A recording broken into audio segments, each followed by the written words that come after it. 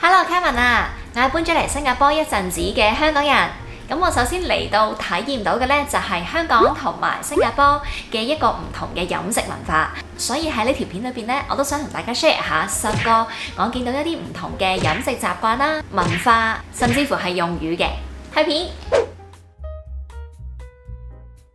第一個嘅唔同就係新加坡咧係有 hawker centre 嘅，哇！呢個簡直係一個最偉大嘅發明啊！咁佢就係由政府擁有啦同埋管理嘅，就係集合咗好多獨立嘅細鋪頭，室外開放式嘅一個嘅飲食集中地。通常咧就會喺 HDB 啦，即係組屋，或者咧係喺一啲交通嘅交匯處咧，咁就會見到佢哋嘅，可以用好抵嘅價錢咧就食到一餐啊！亦都係因為呢一樣嘢咧，所以新加坡好多嘅家庭咧，如果佢哋係唔係自己煮飯嘅話咧，其實落個樓下食 hawker centre 就係方便啦、快靚正嘅。喺香港咧，我哋都有熟食中心嘅，佢就都係由政府去管理啦，分佈咗喺香港嘅18區加埋離島地區，可能當中咧都有啲臥虎藏龍、質素好高嘅一啲熟食鋪頭嘅，價錢咧都係比較親民。不過唔同之處咧，就係香港嘅熟食中心係冇新加坡嘅 hawker centre 個數量係咁多嘅，同埋咧佢通常就係一棟大廈裡面嘅，可能係第2層啊或者第3層咧，先至係嗰個熟食中心，咁就冇咁 accessible 啦。佢就唔係喺 ground floor 嘅。環境嚟講咧，因為佢係室內㗎，咁所以咧就有冷氣嘅。同埋我哋香港人咧幫襯呢啲嘅熟食中心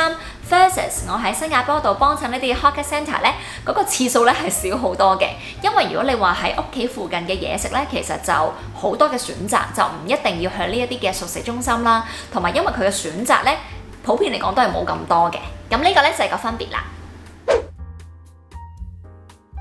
第二個差異就係咧喺新加坡啦，就留意到都有個幾得意嘅習慣咧，就係佢哋會係用自己一啲個人物品啦，就會去到攞咗位先嘅。佢哋咧就叫 chop table， 咁就會可能擺低紙巾啊、水樽啊、遮啊，或者係自己一啲嘅 work pass 啊喺個台面裡面啦。咁跟住咧就會去叫嘢食。呢啲咧好似係一啲嘅 house rule 咁樣㗎。咁其他人見到嘅時候咧，就真係唔會行埋嗰張台裡面喎。喺香港咧就係完全唔係呢個情況啦。我哋嘅原則咧就係人在位在，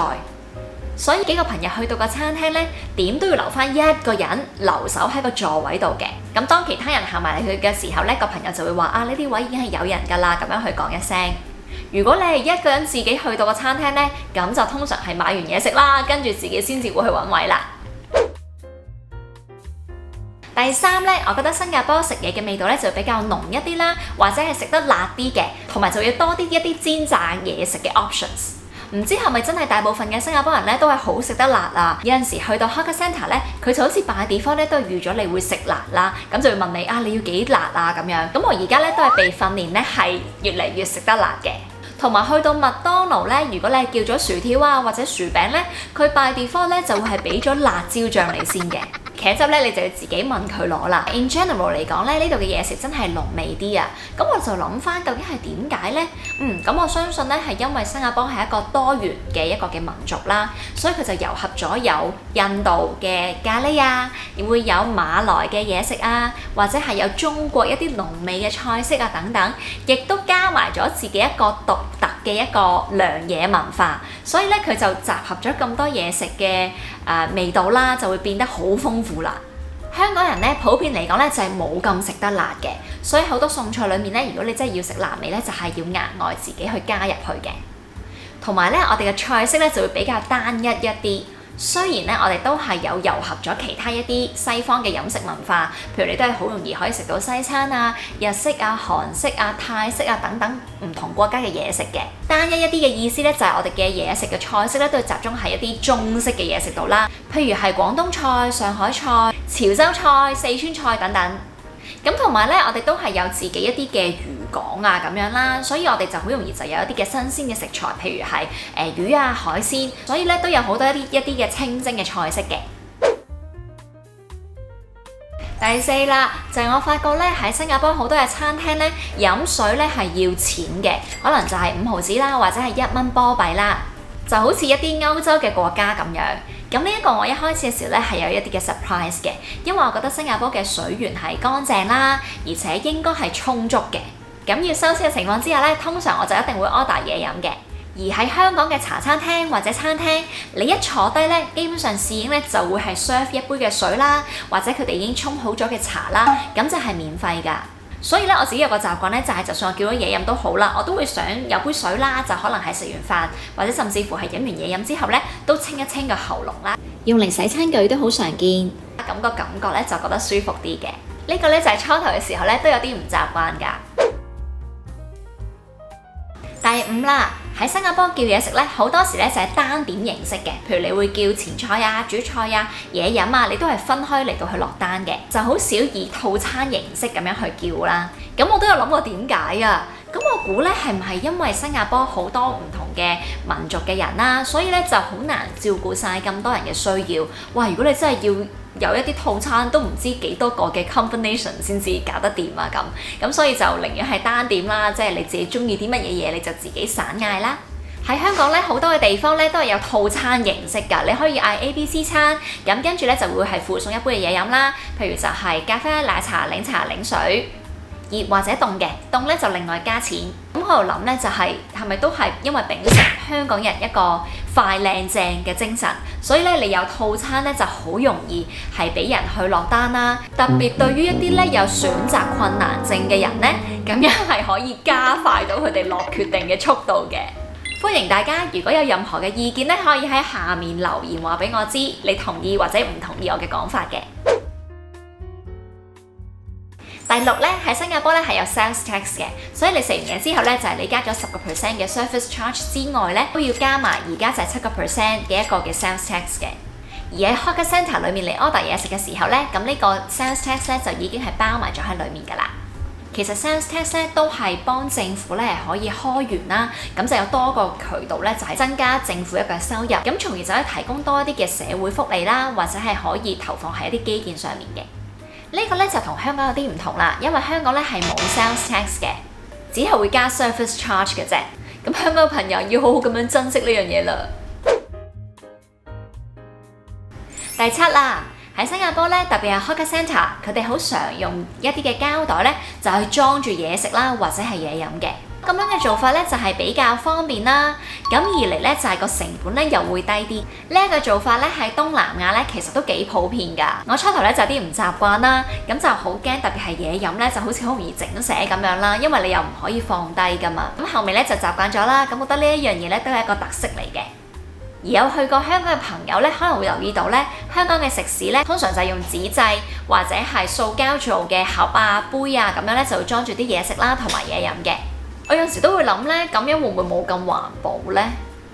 所以咧 conclusion 就係咧，其實最好咧都係自己準備一啲嘅食物盒啦，咁就每次都係可以循環再用嘅時候咧，就可以環保一啲啦。第8啦，就係覺得新加坡人去食 lunch 啦，或者係食 dinner 嘅時間咧，都係早啲嘅。其實呢樣嘢真係幾好喎。之前咧就有聽朋友講啦，因為話新加坡人咧都係比較着重 work-life balance 嘅，咁呢一樣嘢咧就係其中一個嘅例子啦。所以有陣時咧約朋友食飯啦，咁我哋就會約係 lunch 嘅話咧，就可能係12點或者係12點半，咁而 dinner 嘅時間咧就係可能6點半啊或者7點咁樣。有陣時咧，自己以為自己已經早咗去一間嘅餐廳啦，但係原來發覺餐廳裏面咧，其實都已經坐咗好多人啦。咁所以呢一度嘅人咧，俾我嘅感覺啊、印象咧，都係早啲食飯嘅。大家如果有唔同嘅諗法咧，可以喺下面留言俾我嘅。喺香港嚟講咧，開 OT 嘅情況咧係比較嚴重嘅。基本上打工嗰啲咧，覺得開 OT 係一件好正常嘅事嚟嘅。所以有陣時約食飯嘅話咧，我哋都會約得比較遲啲啦。譬如 lunch 嘅話就可能係12點半、1點鐘，或者如果係 dinner 嘅時候，可能就係7點、7點半，甚至乎8點都會嘅。因為以前咧我做嘢嘅時候咧，可能我6點半咧都未開我最後一個會㗎，所以就約朋友一定係遲啲嘅時間。香港人真係好勤力嘅。另一個原因咧，我覺得就係因為疫情以嚟啦。其實喺香港咧，係 work from home 嘅時間咧係好短咋，好多嘅公司咧已經係 business as usual 咁樣噶啦，就唔似得新加坡咁樣咧。其實疫情以嚟大部分嘅時間，政府咧都係鼓勵私人嘅企業咧都係盡量俾員工係可以 work from home 嘅。咁所以咧就我而家嚟到新加坡嘅一段時間咧，我就覺得大家都係準時啲可以收工啦，可以減少一啲交通嘅時間。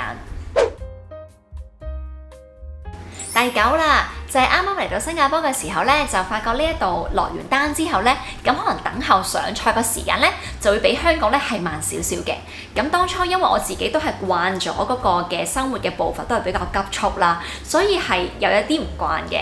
所以咧就提自己咧要有多啲嘅耐性啦。因為香港咧不嬲都係好講求效率啦，所以喺餐廳裏面咧啲侍應啊都會係盡快落單啦，跟住咧就係廚房嗰邊咧又盡快上菜啦，務求咧就係可以令到個 turnover 咧係更加快嘅，咁就可以呢一輪嘅顧客食完之後咧，咁下一輪嘅客人咧又可以即刻入嚟啦。因為香港嘅租金咧都幾貴㗎，所以餐廳嘅老闆咧都要諗盡辦法點樣係可以令到生意係更加多嘅。要提一提咧，就係可能有啲人咧就覺得香港餐廳嘅侍應咧冇咁有禮貌啦，因為佢哋做嘢咧都係非常之急啊，咁所以就可能冇乜笑容啦，就俾人一個咁樣嘅印象啦。最後啦，就係有啲飲食上面嘅用語咧係唔同嘅，其實有太多嘅例子，咁我就舉幾個啦。譬如你聽到人哋問你要唔要水啊，其實就唔係真係問你 water 嗰個嘅水喎，可能就問你要唔要飲品啊。譬如喺康家 centre 裏面，又會話俾你聽幾多溝咁樣，咁幾多溝咧就等於幾多錢啦，咁就係你當係幾多蚊就 OK 噶啦。又或者香港嘅自取外賣咧，呢一度咧就會叫打包，同埋仲有咧就係呢一度嘅 coffee shop 咧，就唔係等於香港飲咖啡嗰種嘅 cafe 嘅，咁呢度 coffee shop 咧就好似係一啲小型嘅 hawker centre 咁啦，但係佢其實一個嘅 coffee shop 咧，其實係由一個 owner 咧 bid 翻嚟嘅。咁跟住佢就再分拆出去啦，就賣一啲唔同嘅嘢食啦，咁就會多元化得嚟咧，又唔需要爭生意做啦。通常個 owner 咧佢就係負責賣嘢飲嘅，所以 that's why 點解呢啲 shop 咧就叫做 coffee shop 啦。通常咧就都會喺 HDB 啊嗰度咧就會見到嘅。